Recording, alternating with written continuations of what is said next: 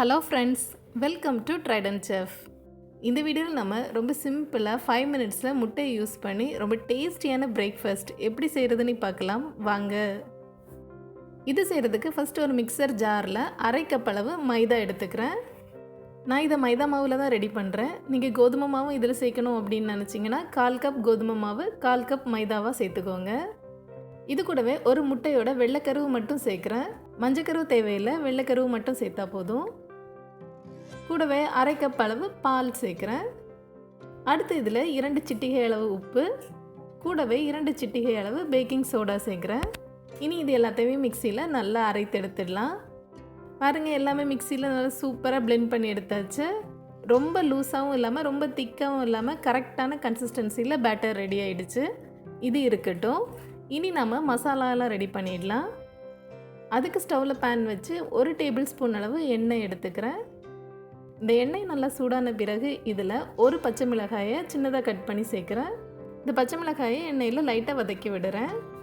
அடுத்து இதில் ஒரு வெங்காயத்தை சின்ன சின்னதாக கட் பண்ணி சேர்க்குறேன். மறுபடியும் எல்லாத்தையும் சேர்த்து நல்லா வதக்கி விட்டுடலாம். வெங்காயம் நல்லா கண்ணாடி போல் வர்றது வரைக்கும் இது நல்லா வதங்கட்டும். இப்போ பாருங்கள், வெங்காயம் நல்லா வதங்கிடுச்சு, நல்லா கண்ணாடி போல் வந்துடுச்சு. அடுத்து இதில் நான் 1 டேபிள் ஸ்பூன் அளவு இஞ்சி பூண்டு பேஸ்ட்டு சேர்த்து நான் மறுபடியும் நல்லா வதக்கி விடுறேன். இந்த இஞ்சி பூண்டு பேஸ்ட்டோட பச்சை வாசம் போகிறது வரைக்கும் இதை நல்லா வதக்கி விட்டுடலாம். எல்லாம் நல்லா வதக்கிய பிறகு இதில் நம்ம மசாலா எல்லாம் சேர்த்துடலாம். 1 டீஸ்பூன் மிளகாய்த்தூள் சேர்க்குறேன். உங்களுக்கு காரம் கொஞ்சம் அதிகமாக வேணும் அப்படின்னா கூட 1/2 டீஸ்பூன் மிளகாய்த்தூள் சேர்த்துக்கோங்க.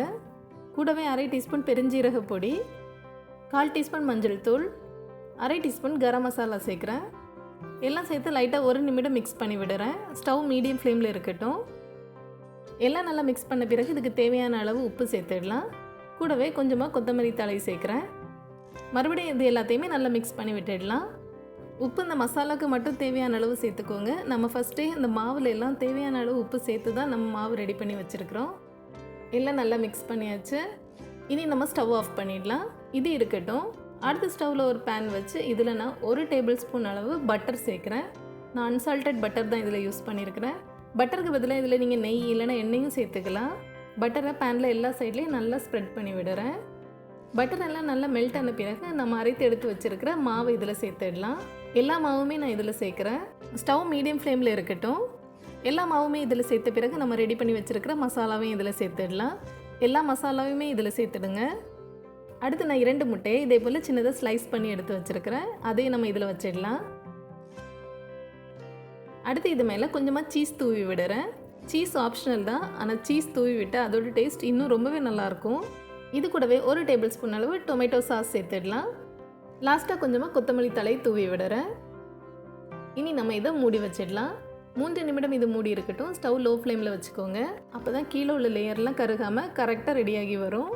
3 நிமிடத்துக்கு அப்புறமா நம்ம இதை ஓப்பன் பண்ணி பார்த்துடலாம். கீழே உள்ள லேயர்லாம் நல்லா வெந்துடுச்சு, ரொம்ப நல்லா வந்திருக்குது. அடுத்து ஒரு பிளேட்டில் நான் கொஞ்சமாக எண்ணெய் தடவி எடுத்து வச்சுருக்கிறேன். இனி நம்ம இதை திருப்பி போட்டுடலாம். இதை நம்ம ஒரு பிளேட்டில் எடுத்துகிட்டு அப்புறமா பேனில் திருப்பி போடலாம். அப்போ ரொம்ப ஈஸியாக இருக்கும். இது திருப்பி போட்டதுக்கு அப்புறமா ஸ்டவ் லோ ஃப்ளேம்லேயே இருக்கட்டும். 1 நிமிடம் இது வெந்தால் போதும். நம்ம பிளேட்டில் நல்லா எண்ணெய் தடவிய பிறகு நம்ம இதை பிளேட்டில் எடுத்ததுனால பிளேட்டில் எதுவுமே ஒட்டாமல் சூப்பராக ஈஸியாக மாற்றி போட்டுடலாம். 1 நிமிடம் இது லோ ஃப்ளேமில் வெந்த பிறகு நம்ம ஸ்டவ் ஆஃப் பண்ணிடலாம். அடுத்து நான் இதை ஒரு பிளேட்டில் எடுத்துடுறேன்.